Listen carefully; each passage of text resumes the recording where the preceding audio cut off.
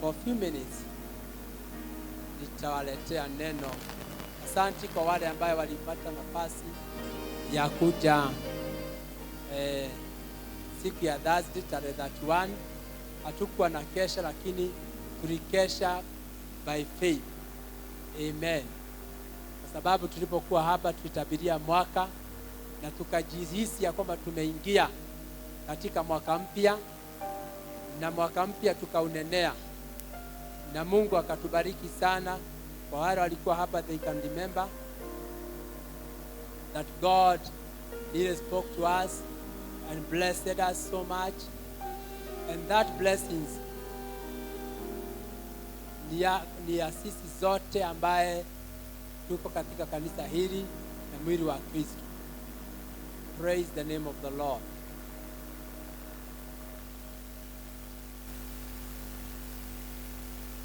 Kwa wageni, naitwa mchungaji Peter Kimani.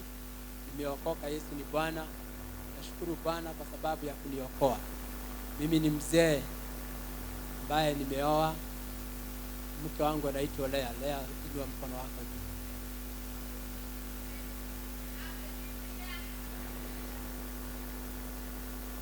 Amen. Kila mwaka inapoisha, tunapoanzisha mwaka mwingine, tunaliniwa vow. So we are like kijana na msichana. Amen. Hiyo ni siri moja. Bwana asifiwe. Hallelujah. Neno la mwaka hii ambapo Mungu alitunenea and confirmed, it comes from the book of Isaiah chapter 1 and verses number 18. Isaiah chapter 1 and verses number 18. By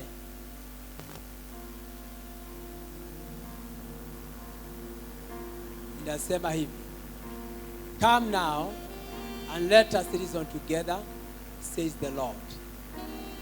Kwa Kiswahili nasema, haya John, tusemezane, asema Bwana. Dhambi zenu zilijapokuwa nyekundu sana, zitakuwa nyeupe kama theluji. Zijapokuwa nyekundu kama bendera, zitakuwa kama sufu. Kwa Kiingereza says, though your sins be as scarlet, they shall be as white as snow. Though they shall be red like crimson, they shall be as wool. Sitaki kurudia sana yale ambayo tulinena siku ya tarehe 31. Ni vizuri kama uko simu yako ni ya Android, unaweza enda katika mtandao, Facebook yetu na YouTube yetu. It is there. Please, you can just go through it na usikie neno ambaye na unabii.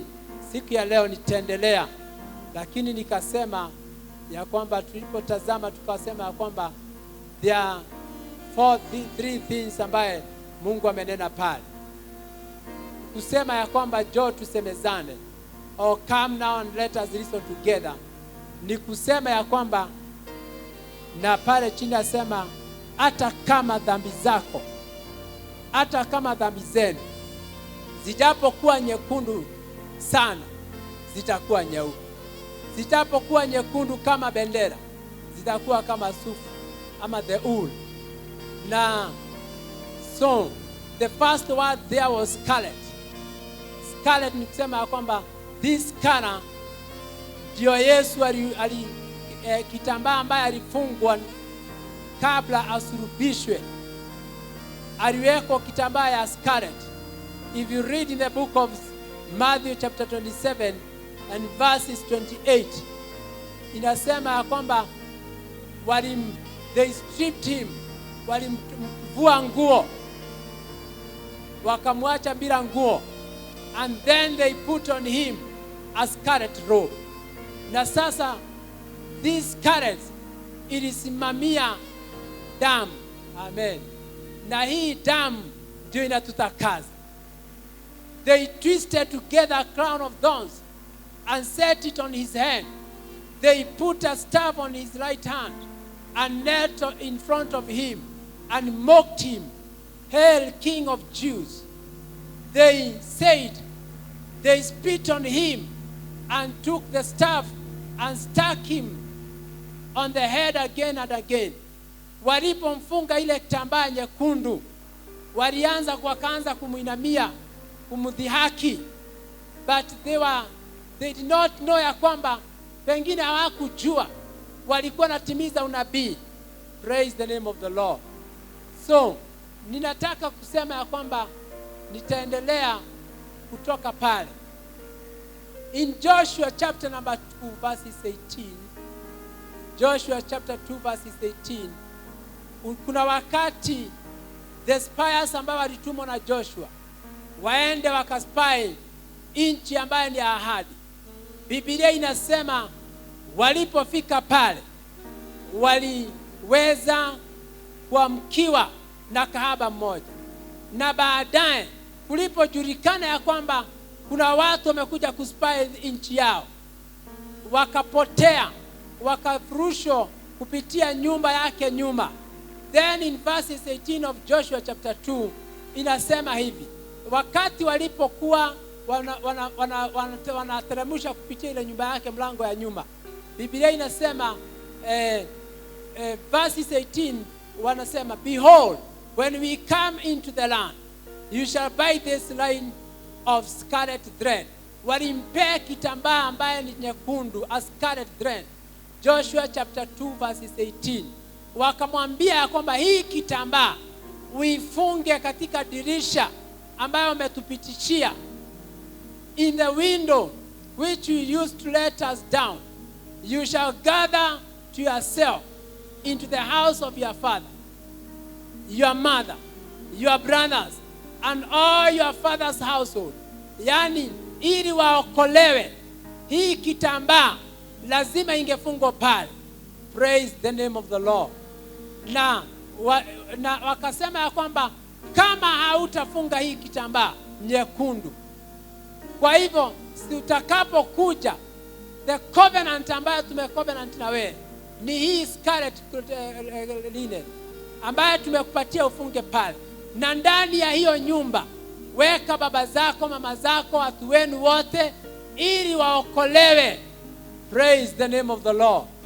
Naye Mungu anasema, jooni tusemezane, hata kama dhambi zenu ni nyekundu kama nini, kama bendera, ama kama nini. Praise the name of the Lord. Crimson.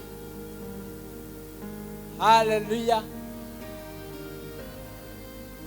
Praise the name of the Lord. Kanisa, tunaelewana? Ninasema mwaka hii, our theme of the year comes from that verse 18a. Let's come now and let us reason together. Mungu anakuita, anasema uje tusemezane. Praise the name of the Lord. Na kusemezana ni unamwambia na yeye anakuambia. Amen. Unamweleza unataka hivi, na yeye anakueleza ya kwamba ningependa ufanye hivi na hivi. Amen. Na ukisoma verses number 19, kwa hiyo chapter 1 of Isaiah verses number 19 inasema namna gani? If you are willing and obedient, kama unataka na wewe ni mtiifu. Kwa hivyo sio watu wote tu, lazima uwe unataka kuja kusemezana na Bwana. Lazima uwe you are willing and you must be obedient. Biblia husema katika Samueli wa kwanza ya kwamba obedience is what? Is better than what?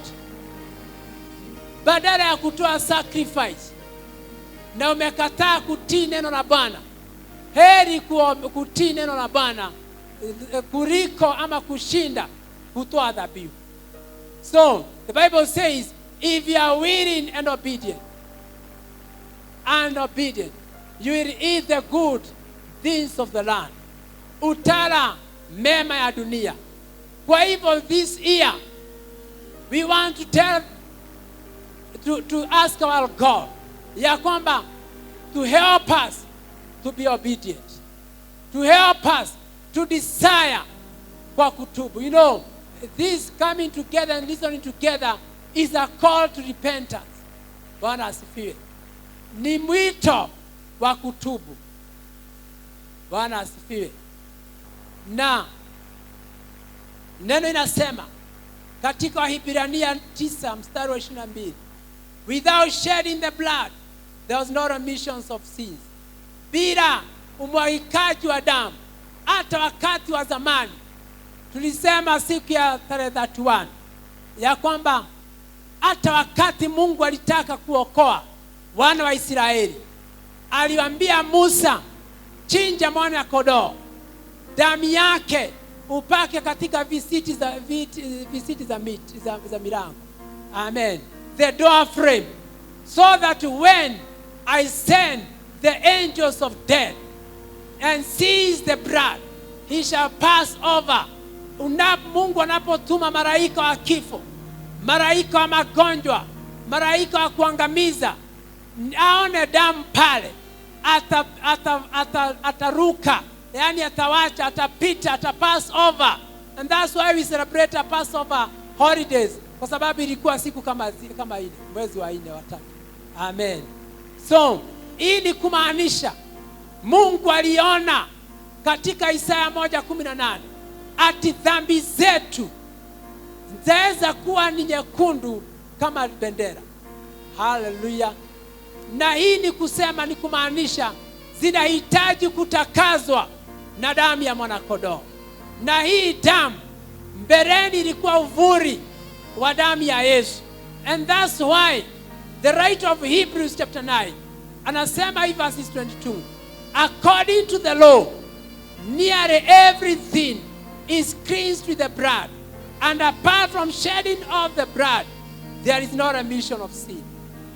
Bila kumwagikaji wa damu, lazima Yesu angesulubishwa.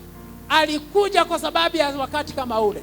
Wakati aliposulubishwa, Biblia husema kitambaa cha hekalu, zamani miaka ya hekalu ilikuwa na kitambaa hapa mbele. Hamungekuwa mnaniona, lakini kulikuwa kuhani anaenda pale siku moja inaia. Amen. Na alikuwa akienda pale kama amefungwa nyororo kwa mguu, kwa sababu hata akiwa na shida ndani hakuna yoyote angeikaribia pale. The Holy of Holies. Praise the name of the Lord. Ili akianguka nyororo ambaye amefungwa mguu atavutwa, kwa sababu hakuna yoyote angekaribia hiyo kiti ya enzi. Katika madhabahu yale. Lakini wakati Yesu aliposulubishwa, Biblia husema alipopasua roho, alipokata roho, Biblia husema kitambaa cha hekalu kilipasuka mara 2. Wewe na mimi tukapata mamlaka ya kuja mbele zake na kuomba msamaha. Praise the name of the Lord. Mwaka hii kila maombezi tunapoomba, tujifunze kuomba msamaha mbele za Mungu. Hallelujah. Kwa sababu kitambaa kimepasuka. Sasa kila mmoja anaweza tazamia hekalu, anaweza tazamia the Holy of Holies. Hallelujah. Praise be to the name of the Lord. Kwa hivyo ndiposa mwandishi wa Hebrews 9 anasema kulingana na sheria, na ujue hii sheria zilitoka kwa Mungu. Hakuna, ni kama kila kitu lazima ingetakazwa na damu. Na ndiposa damu ya kondoo ilitumika. Praise the name of the Lord. So the word of today, the word of the year, come now. Let us listen together. In Isaiah chapter 59. So now I'm coming to the message of today. Isaiah chapter 59 and verses 1, you can write verses 1 to 4. Isaiah 59 mstari wa kwanza hadi wa 4. Biblia inasema, surely the arm of the Lord is not too short to save, nor his ear too dull to hear. Yani mkono wa Mungu ama sikio yake ikawa kiziwi ambaye haisikii. Hii ni neno la Bwana. Isaya bado katika that 59 Mungu anamnenea, ananena akiwa ndani ya Isaya. Anaambia wana wa Israeli, na ndio sisi siku ya leo, mkono wa Mungu sio mfupi wa kuokoa. Kwa hivyo mkono wa Mungu unaweza tuokoa. Ule mkono uliotuokoa mwaka jana, mwaka ambaye ilikuwa na mashida, mwaka ambaye ilikuwa dunia mzima ilikuwa imetoshanishwa. Niliona ya kwamba wakati the first deputy governor toka Coast aligonjeka, alipelekwa isolation moja, na pengine yule kijana au yule mtu maskini wa mwisho alikuwa pale. Kwa sababu lazima Mungu angependa kuonyeshana that we are all equal before God. Praise the name of the Lord. Hii jambo, you know, the Bible talks about the plague. Ukisoma katika 2 Chronicles chapter 7 verses 13, inasema, inaongea juu ya plague kama hii. Inasema, nitakapokasirika niwaachilie dhoruba, niwaachilie plague, ama sijui plague ni nini kwa Kiswahili, tauni, kutakapokuja kuwa watu wangu watakaoitanishwa na mimi, watakaposimama, verses 14, you know it, hallelujah, na kukiri dhambi zao, nitasikia na nitawaokoa. Kwa hivyo every plague that comes, Mungu hujua mambo yake, na kuna sababu. But I want to thank God, kwa sababu tuliomba mwezi wa 3 mwaka jana, tukaomba Mungu, tukamwambia Bwana tuokoe, na uokoe wote ambao wako chini ya uvuri wa The Rose Victory Church, chini wa uvuri wa yale ambayo tunahubiri. Waokoe watakapoenda manyumbani, tutakaporudiana tena, tutakuwa sisi zote tukiwa wazima. And this is what God did. We need to thank God for that. Hallelujah. Ni vizuri kuona mwaka jana ilikuwa mwaka mzuri kwa sisi. Hallelujah. Kwa sababu wewe haukuhangaika. Hata kama ulijikwaa, haukuanguka. God was on your side. So the Bible says ya kwamba mkono wa Mungu is not too short for us to save us, for him to save us, nor his ears too dull to hear.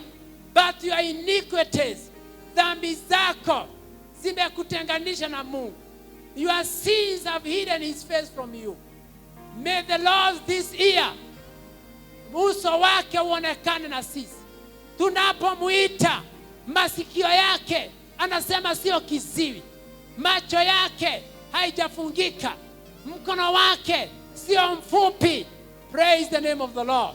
Ataweza kunyosha na kusema kweli huyu ni mwana wangu. Ataweza kunyosha na kusema kweli huyu ametii, is willing and obedient. Let him eat the fruits of the land. Praise the name of the Lord. As I continue, the Bible says, so that you will not hear, for your hands are stained with the blood. Yani mikono zetu zimejaa damu. Your fingers with the guilt. Your lips have spoken lies. Your tongue has muttered wicked things. May God this year sanctify our tongue. Atakaze ndimi zetu. Neno usema katika James, ulimi wetu ni kakiungo kadogo, lakini kanaweza fanya mwili mzima iende jehanamu. Kanaweza fanya kanisa mzima iharibike. This year I'm looking for brethren ambao wataombea ulimi zao. Mungu atusaidie, so that we may not utter or speak evil things before God. Praise the name of the Lord. Neno inasema, your lips have spoken lies, your tongue mutters wicked things. May the Lord help us. Tunapookoka, tuokoke hata ulimi. Can I hear amen? Ili Mungu asikie maombezi yetu, na ili hii ulimi itumike kukiri ya kwamba Yesu ni Bwana. Ili hii ulimi itumike kutubu dhambi zetu. The Bible says that unaposema haujatenda dhambi, unajidanganya mwenyewe na kufanya Mungu kuwa muongo. Praise the name of the Lord. The Lord has commanded the Israelites to put a mark on the blood in their doorframe. Mungu alikuwa amecommand, and I have said it once more. Alikuwa amecommand the Israelites waeke alama ya damu. You know, alama ya damu katika milango zao. Hii alama ni kumaanisha milango zetu is our forehead. And that's why I have anointed our children who are going back to school at their foreheads. Kwa sababu that's where the mark, Biblia husema katika Ezekiel 9 mstari wa 4. Ezekiel 9 mstari wa 4 inasema, and the Lord said unto him, go through the midst of the city, through the midst of Jerusalem, and put a mark. Ezekiel 9 mstari wa 4. And put a mark on the foreheads of those who grieve and lament. Yani, aliambia wale watu ambao walikuwa 7, wa 6 kaambiwa, enenda ndani ya Jerusalem katika hekalu ya Mungu. Angalia watu ambao wanatubu dhambi zao, ambao wanalia kwa sababu ya neno la Mungu, jina la Mungu kunajisiwa. Hallelujah. Remember, in chapter 8 of Ezekiel, ilikuwa inasema kwamba on the north gate, ama marango ya pande ya north, ilikuwa imewekwa kamiungu kawivu. Hallelujah. Kwa hivyo ilikuwa inajisiwa hekalu la Mungu. Do you know, even today, kuna watu ambao umeweka ndani yao kamiungu ya wivu. Ukiona mwenzako amebarikiwa, kwa sababu kuna kamiungu ya wivu, unaanza kumchukia, unaanza kumsema. Biblia inasema Mungu akatuma malaika akiwa kama mzee, akiwa na marking kit, akamwambia nenda ndani, put a mark. Hallelujah. Put a mark on the forehead. Weka alama katika kichwa chake. Amen. Kwa yule ambaye utakuta ni mwombezi, yule ambaye utasikia na lia kwa sababu ya chukizo ambaye Mungu amenajisiwa katika hekalu. Na baadaye Biblia inasema aliambia wengine, akaambia get into Jerusalem, ingia katika hiyo hekalu, enenda menda na your sword, kata yoyote ambaye hana alama. Mwaka hii ninaomba ya kwamba may the Lord put a mark on our forehead, a mark of the blood of Jesus, a mark of the cross, a mark of righteousness, a mark ambaye Mungu atathibitika kuwa Mungu wakati wa njaa, wakati wa ushibe, wakati wa jua na wakati wa mvua. May the Lord put a mark on us. Praise the name of the Lord. Neno nasema walipoambiwa ingia ndani, waliambiwa anzisha katika madhabahu. Wanaoketi hapa mbele, anzisha wao. Unajua kuna watu uketi mbele lakini hawatubu dhambi zao. Mwaka hii ni mwaka ya kutubu Bwana. It's a year to come and listen together with God. We speak to God and may the Lord answer us because his ear is not dull. Praise the name of the Lord. Hata mkono wake sio mfupi. Tuna imani tutaona mkono wa Bwana ukisambazwa kwa kubariki watu wengi kanisa hili. Kubariki watu wengi wanaotutazama na wanaotusikiza. Those who support us through the YouTube, those who support us through the Facebook, may the Lord bless them. May the Lord anoint them. Put a mark on them. Praise the name of the Lord. Hallelujah. This theme of this year is a call to repentance. This theme of this year is a call to repentance. Repentance is the first step to receive salvation that God offers to us through Jesus Christ. Repentance is the first step we take to receive salvation that God offers to us in the Lord Jesus. Kitu ya kwanza, tunapo shika hii mwito, ni kusema ni mwito wa kutubu. Repentance ni kutubu. Amen. Bwana asifiwe.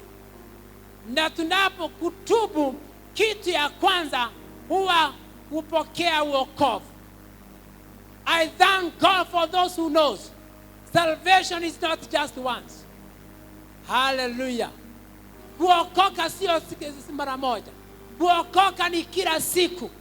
Unapoomba, kitu ya kwanza ni kuambia Bwana, naomba unifanye upya wokovu ambao umetia ndani yangu. Kwa sababu inaweza kuwa ilikandamishwa na dhambi ambayo ulitenda jana ama asubuhi ama mchana. Amen. Kwa hivyo kutubu inaanzisha kuokoka. Hallelujah. Praise the name of the Lord. This repentance, number one, was commanded by God to all. Number one, repentance was commanded by God to all. Yani kutubu, Mungu aliamrisha kwa sisi zote. Ukisoma katika Ezekiel chapter 18 and verses number 30, you can write to that too. Biblia inasema, "O house of Israel, I'll judge you each one according to his ways." Yani nyumba ya takatifu, Mungu atahukumu mtu kulingana na mienendo zake. Declares the sovereign Lord. Na anasema repent, turn away from all your offenses. Kwa hivyo Mungu amecommand the Israel to repent all their offenses that they have committed and get a new heart. Na watu wapokee roho jipya. Hallelujah. A new spirit. Get a new heart and a new spirit. Lazima tupokee roho jipya na roho wa Mungu mpya. Why will you die? Hata Mungu anauliza swali, kwa nini ukufe? Kwa sababu ya dhambi. For I take no pressure in the death of anyone, declares the Lord. Repent and live. Kwa hivyo, repentance was commanded by God. Was first of all commanded by God. Kwa hivyo kutubu, na tunapotubu tunapokea roho jipya. Amen. Na roho ambaye sio ngumu. Biblia husema katika Ezekiel bado ya kwamba roho zenu zinakaa kama mawe. Amen. Kama mawe. Na Mungu anasema, naja upesi kunyunyuzia maji masafi ili ziyeyuke, roho ziyeyuke, uwe na roho ya Mungu. Hallelujah. Praise the name of the Lord. May the Lord sprinkle clean water into our heart. Hallelujah. Neno inasema repent and live. Kwa hivyo unapotubu, unapoachana na dhambi, utaishi. Hata Warumi inasema ya kwamba wakati dhambi imeingia ndani ya mtu, zinapokomaa zinaleta mauti. Kwa hivyo unapotubu, unajitenganisha na mauti na kifo. Mwaka hii tuko na imani hatutazika. Mwaka hii tuko na imani watu watatubu dhambi zao na wataishi. Mungu atayeyusha roho zao na hata sprinkle clean water into their heart. Praise the name of the Lord. We shall receive the heart of God, the Spirit of God, so that we may live. Hallelujah. Praise the name of the Lord. Number two, repentance was commanded by Christ Jesus. Repentance was commanded by Christ Jesus. Was commanded by Christ Jesus. In the book of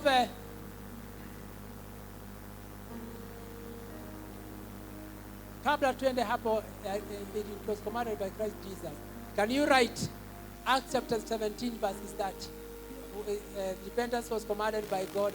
First, God overlooked such ignorance. Wakati wa zamani Mungu aliovaruka wa ignorance. But now he commands all people everywhere to repent. Amen. Wakati wa zamani aliignore. Lakini sasa anasema he has commanded us, God himself, he has commanded us to repent. So there is no way we can come out of this. Lazima tutubu dhambi. When God gave me this word 2 weeks ago, I was asking, I've never thought about repentance. Nilifikiria hiyo ni ya kanisa zingine. Nilifikiria hiyo sio yangu. Amen. But I have come to run for these 2 days. Ya kwamba I've been called to teach about repentance. So that watu waende mbinguni. Ili watu wabarikiwe, lazima watubu. Zamani tumesikia Acts 17:30. Wakati wa zamani Mungu aliignore kwa sababu hatukuwa tunajua. But today he commands all of us to repent. Repentance was commanded by now Christ Jesus. In the books alisema hivi, remember therefore what you have received and heard.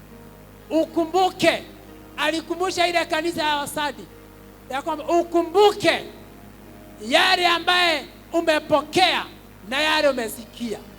Obey it. Utii. Tulisema ya kwamba katika verses 19, I know your finger is in Isaiah chapter 1:18. In verses 19 tuliona kwamba obey if you are willing and obedience. Amen. So Mungu na Yesu anarudia, anaambia kanisa la siku hiyo, na ndio kanisa la leo, lazima ukumbuke yale ambayo ulipokea. Ni vizuri kanisa hili kuyakumbusha Sunday zaidi ya 50. Tulifunza kila siku, every Sunday, every Tuesday, every Thursday. Tulifunza hata wakati mwingine 1 week, every week, 1 week in a month. Tulifunza, na yeye ndio nasema remember what you have heard. Obey it, praise the name of the Lord, and repent. Sasa ni mwaka wa kutii na kutubu. If therefore you want to wake up. Unajua kuna wengine wamelala, kuna wengine walilala, hata Mungu aliwasaidia kwa sababu ya maombezi ya wengine sisi hapa. Hallelujah. May the Lord make you rise up today. May the Lord wake you up. The Bible says, if therefore you want to wake up, I will come like a thief. Huyu ni Yesu anasema, nitakuja kama mwizi, and you won't know what hour I'll come upon you. Nitakuja kama mwizi na hautajua ni siku gani ama ni lisari gani nitakuja kukuchukua. Praise the name of the Lord. So the word here, obey and repent. In also Revelation chapter 2 verses 5. Revelation chapter 2 verses 5. Inasema alinenea kanisa la Ephesus. Na hilo kanisa ni hili ya leo, siku ya leo. Biblia inasema mstari wa 5. Remember therefore from where you have fallen. Ukumbuke kutoka pahali umeanguka, and repent. Amen.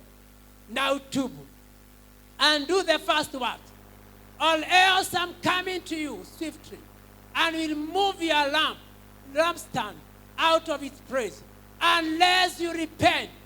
Bwana asifiwe.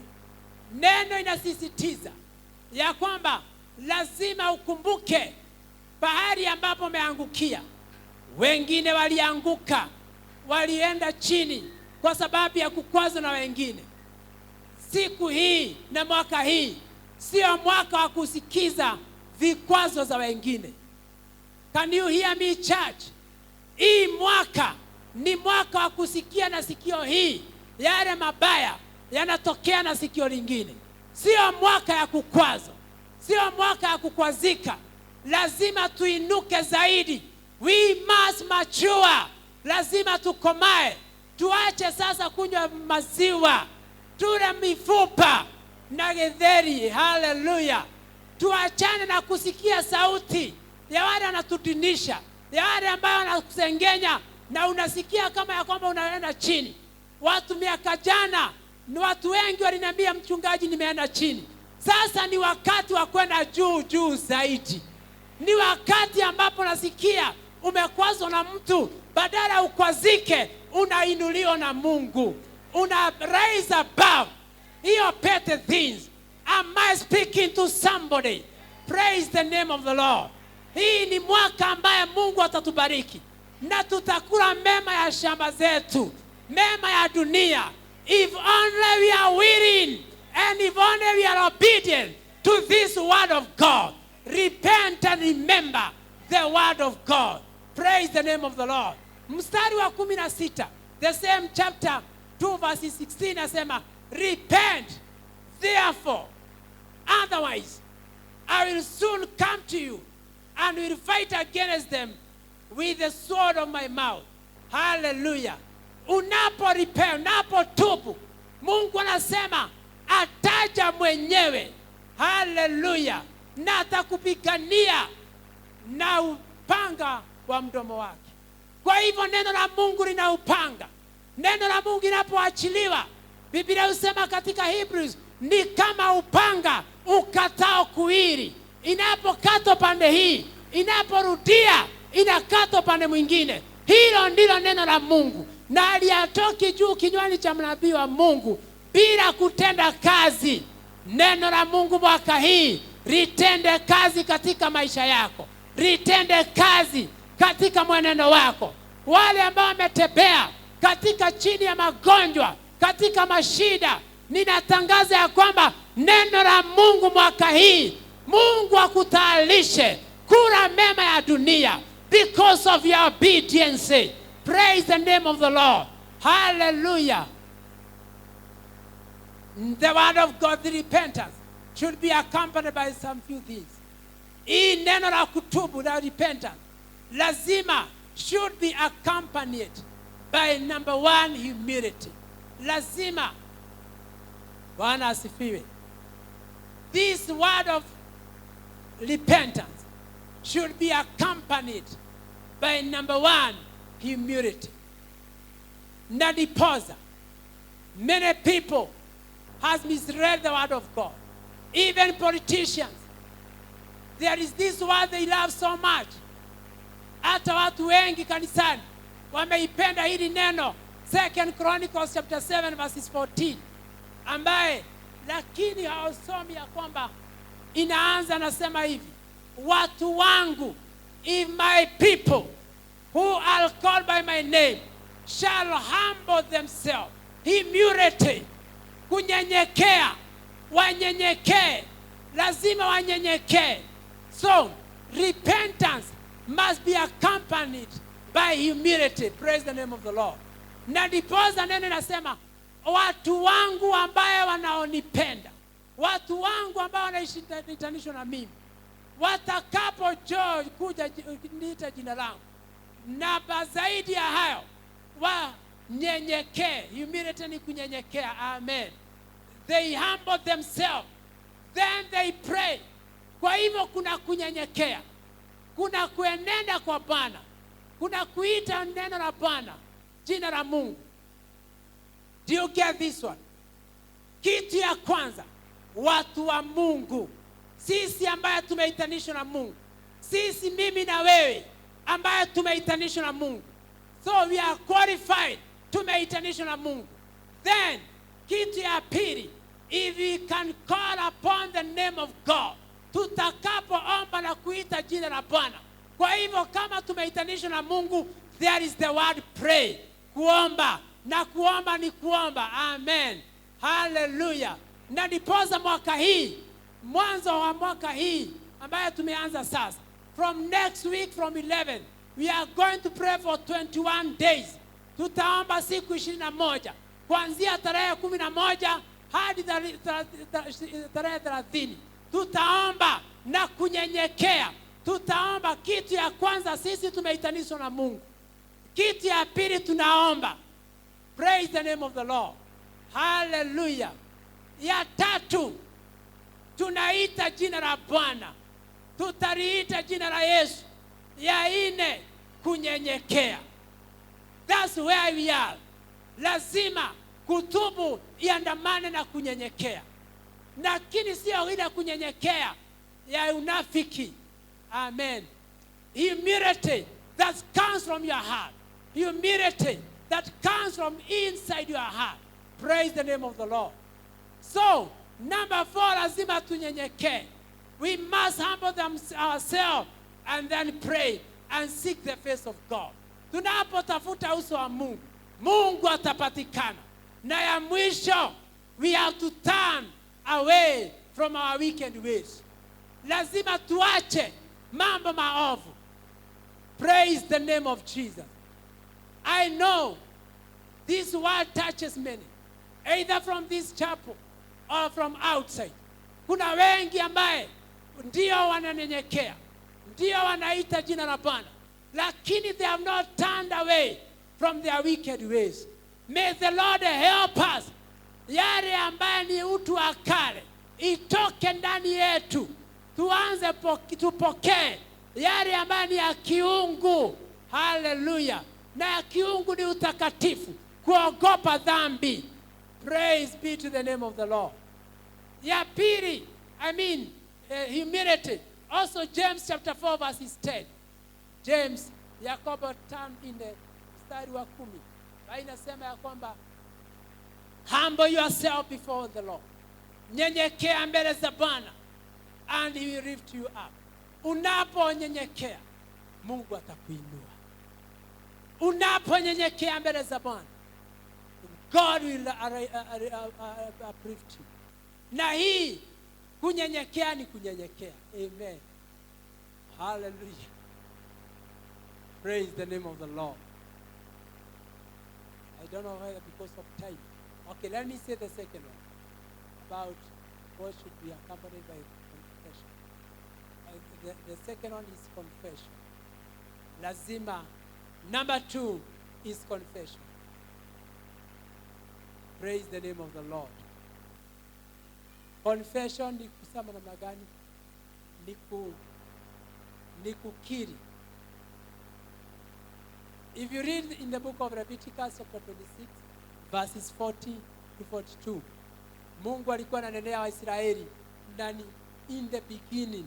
Mungu alikuwa ananenea Waisraeli anawaambia, but if they will confess their sins and the sins their fathers, their trickeries against him, and their hostility towards me, which made me hostile towards them, so that I sent into them into the land of their enemies. Yani tumesema confession ni kunyenyekea. Kunyenyekea. When you confess your sin. Amen. You know, kuna dhambi ambaye wewe mwenyewe unazijua. Unajua ulitenda dhambi fulani. Pengine ni dhambi ulitenda na mawazo. Amen. Na wengi watapatikana na dhambi za mawazo. Wengi watapatikana na dhambi za ulimi na vitendo. We need to confess our sin. Hallelujah. When we confess our sin, then God shall forgive us and we shall eat the fruit of the land. Neno hapa ni ya kwamba 18 nasema come reason together. 19 nasema if you obey, if you are willing, kama unataka, na wewe kama ni mtiifu, utakula mema ya dunia. Bwana asifiwe sana. The last one is faith. Faith. Lazima uwe na imani. Lazima uwe na imani wakati ambapo unapo confess your sin, when you humble before God, when you repent your sin. Lazima uwe na kitu inaitwa nini? Faith, imani. And Matthew chapter 21 verses 32 inasema hivi. I'll finish there. Matthew chapter 21 verse 32. For John came to you in the way of righteousness, and you didn't believe him. But the tax collectors and the prostitutes believed in him. When you saw it, you didn't even repent afterwards that you might believe it. Bwana asifiwe. Huyu ni Yesu mwenyewe. Alipokuwa anasema ya kwamba John alikuja na njia ya utakatifu, watu hawakumwamini. Waliomwamini ni the tax collectors and the prostitutes. Lakini hata wakati walipoona hayo, bado hawakuamini.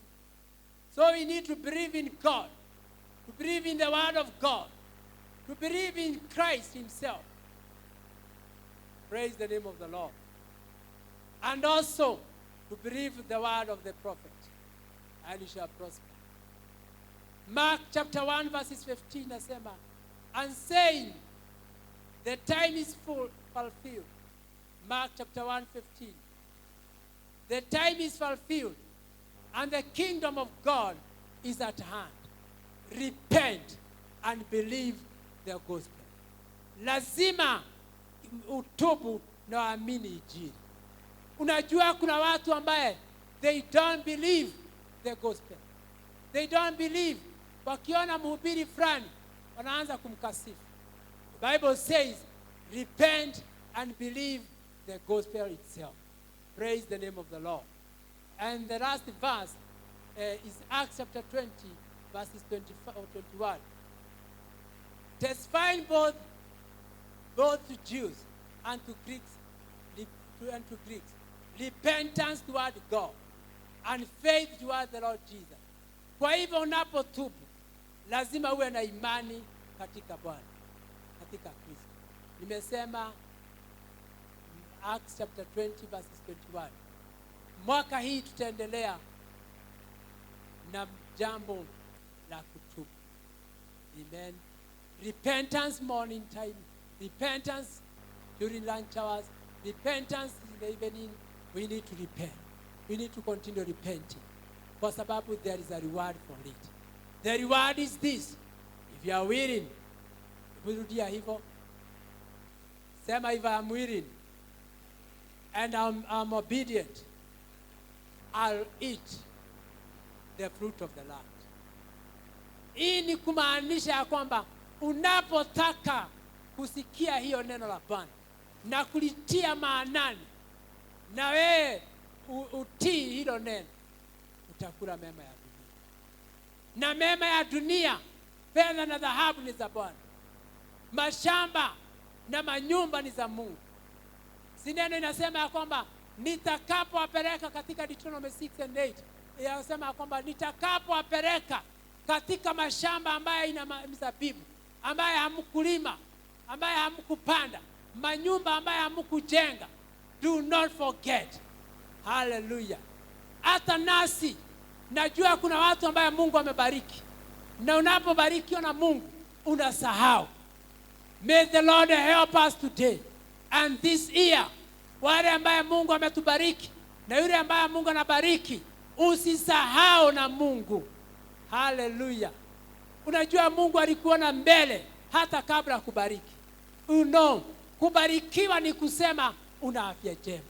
Kubarikiwa ni kusema wewe bado unatembea vizuri, bado una mawazo mazuri, bado unakula na unashiba. Praise the name of the Lord. Zingine Mungu atakuongeza unapokuwa mtiifu mbele za Bwana. If you are only obedient and willing before God. Hata Job akasema ya kwamba if you are willing and obedient, even now I can arouse myself. Yani Mungu anaweza inuka mwenyewe and restore you to the rightful place. Pahali ambapo uko sasa sio pahali ambapo Mungu anataka. Anataka kuinue. The Bible says he uplifts his word from one glory to the other glory. Anainua kutoka utukufu mmoja kwenda mwingine. Nina imani ya kwamba mwaka hii utukufu wa Bwana utiririke zaidi ya miaka jana. Itiririke zaidi ya mwaka hii, ya mwaka ambayo imepita na miaka ambayo zimepita. Mungu alikubariki pahali kidogo. It was just a drop of the blessing. Ana mabaraka mengi sana. Situamuke sasa tusimame kwa miguu zetu. Hallelujah. Bwana asifiwe. Tell God. Umesikia katika Leviticus 26 inasema ya kwamba mtubu hata dhambi za mababa zenu waliyefanya, dhambi za mababa zenu waliyefanya ni wapeleke nchi ya adui. Haleluya. Kwa hivyo tunapotubu tunaambia Mungu, Bwana tusamehe hata dhambi za waliotuzaa, dhambi waliokuwa na huku mbele. Hatujui walitenda nini, hatukuwako, lakini tunatubu dhambi zao. Praise the name of the Lord. Kwa nini usiinue mikono dakika mbili, ambia Bwana, I am willing and obedient. I'm willing and obedient. Katika jina la Yesu. In the name of Jesus. Tubu kila aina ya dhambi ambaye pengine ililete chukizo kwa nyumba yenu. Katika jina la Yesu. In the name of Jesus. Oh God. Oh God. Jesus, we repent. I repent the sins. We repent every kind of sin, even the sins of the nation. We pray for thy mercy. Tunaomba Bwana wa rehema, utusamehe. Utusamehe Jehovah God. Tunatubu dhambi za mababa zetu. Tunatubu dhambi za watu wetu. Nehemia aliposikia kwamba ukuta Yerusalemu umebomolewa, alianza kutubu dhambi za watu wao, dhambi zake, dhambi za watoto wake, dhambi za nyumba yake. Bwana wa rehema, mwaka hii unatuambia kwamba tutubu dhambi. We repent our sin. Oh Lord, we pray. In humility we come before you. Tunakuja mbele zako with a lot of humility, so that you may hear us, oh God. We are repenting the sins of our ancestors, the sins of our forefathers, every kind of sin, even the sins of our leaders, oh God. We repent them, my Father. Katika jina la Yesu, tunaomba mchana wa leo, tunaomba msamaha, tunaomba Bwana usikie kilio cha watu wako. Sikia kilio cha watu wako. Wengine wanateseka kwa sababu ya dhambi za watu wao, dhambi za baba zao, dhambi za nchi, dhambi za waliotuongoza. Bwana wa rehema, we repent them today. We are willing to obey your word, O God. And now, dear Father, the Bible tells us we come to you and listen up together. Oh God, may we listen together, that my Father, you may answer us, oh God. Tunapokuita Bwana, neno lako nasema sikio lako sio kiziwi, hata mkono wako sio mfupi, unaweza kuinyosha na kutubariki. Neno linasema mkono wako wa utakatifu unaunyosha kubariki aliye mtakatifu. Bwana, tunaomba katika jina la Yesu, tusamehe dhambi. Forgive us, our God. Forgive us, our Redeemer. Forgive us, oh God, in the name of the Lord, in the mighty name of Jesus. Forgive us this year, the whole of this year, this month of January.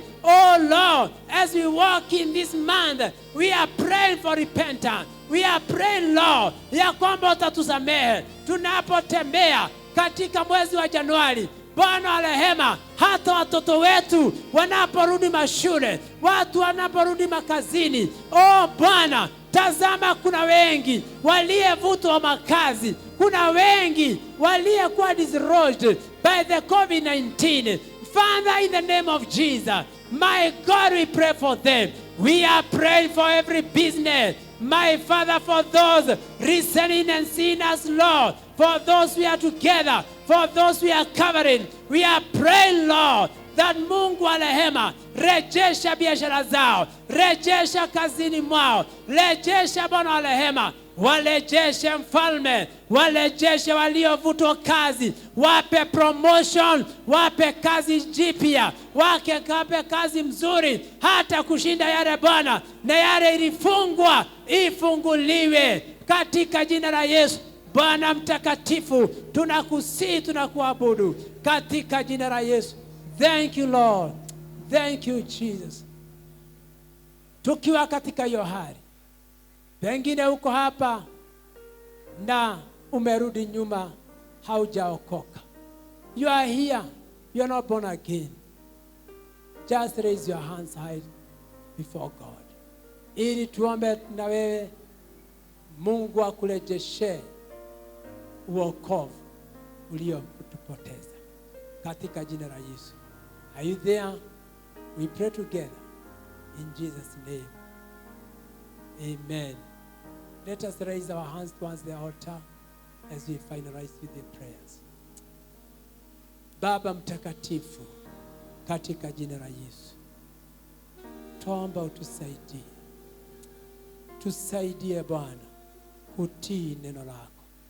Neno lako la unabii la mwaka hii wasema John, tusemezane. Haijalishi kama sisi ni wenye dhambi.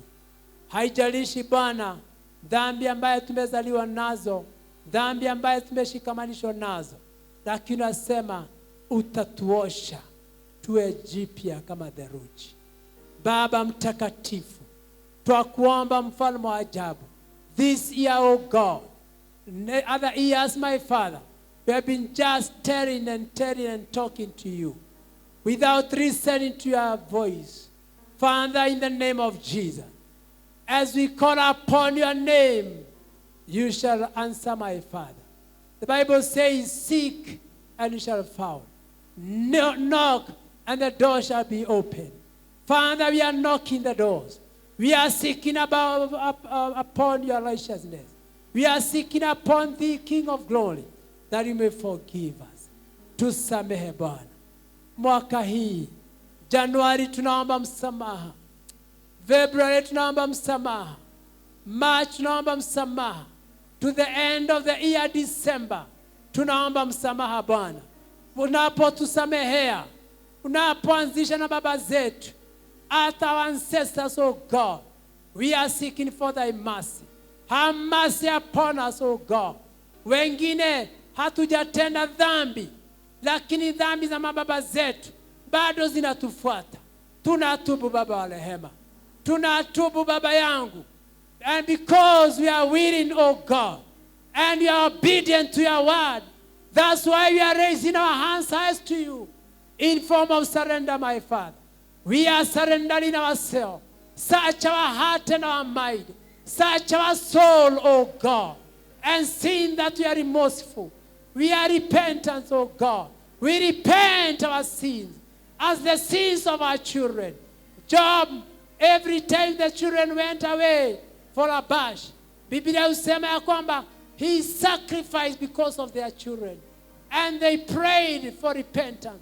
My God and my Father, hata watoto wetu wanaporudi shule, tunatubu juu yao Bwana.